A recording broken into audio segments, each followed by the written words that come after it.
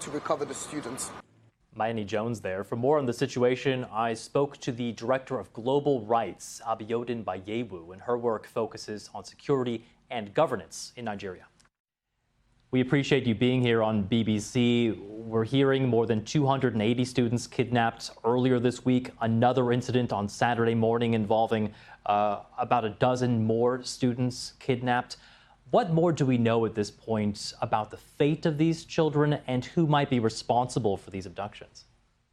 Well, I think that it's the numbers that alarms everyone at this point in time, but that kidnappings go on every day in Nigeria. It's become a regular crime in Nigeria, and that's very disturbing.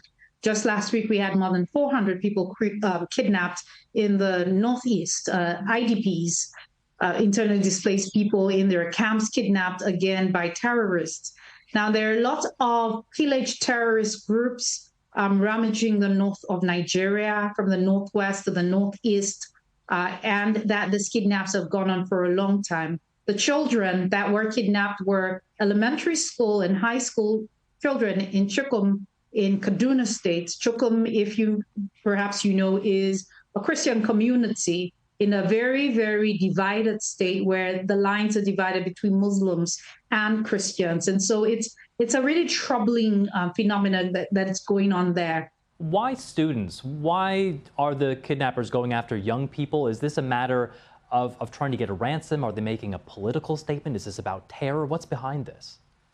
I think that because we don't know them, we don't know their reasoning. But then I think that the very easy ones that we can think about, first of all, is that it's easier to kidnap school children because they're together. They're a mass group. They're constantly together. They are in unprotected spaces in school all of the time.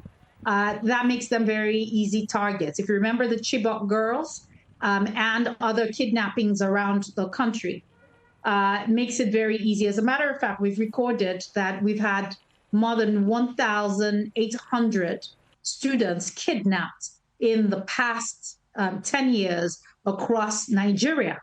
That's double verified mass kidnapping incidents, not the single one. The other is that because they're children, parents are more panicked and parents will be more willing to pay ransoms. And also that because they're children, government is more pressured to act because they're a vulnerable group. The third reason why I think students, they consider kidnapping students is because they can kidnap them en masse and make more money. And in fact, you mentioned money. I mean, this is almost becoming somewhat of a business or an industry in Nigeria, isn't it? It is an industry now in Nigeria, and unfortunately, the government is doing very little to disincentivize it. There are many victims that we've spoken to who have said that they've gone to the police, who sometimes would advise them to pay the ransoms. Now, for the children who were kidnapped in Kaduna State, it's very interesting that even the government is talking about a negotiator. And when the government begins to talk about negotiator, most of the time what we're talking about is money exchanging hands, or rather money being exchanged in return for the children. And that continues to be a very, very troublesome trend that has gone on in Nigeria. So for the non-mass kidnap cases, you also hear a lot of cases where people just have to pay ransoms. Very briefly, if you don't mind, we only have a few seconds left, but it's been almost 10 years to the day since the kidnapping of 300 girls from that school in Chibok. Has anything improved? Is there any reason for hope now, a decade after that incident, which really drew worldwide attention? No, it's not improved. It's worse. You remember that we had a Safe School initiative and a lot of initiatives, and a lot of funding went into that, and it felt like a lot of funding went into black holes.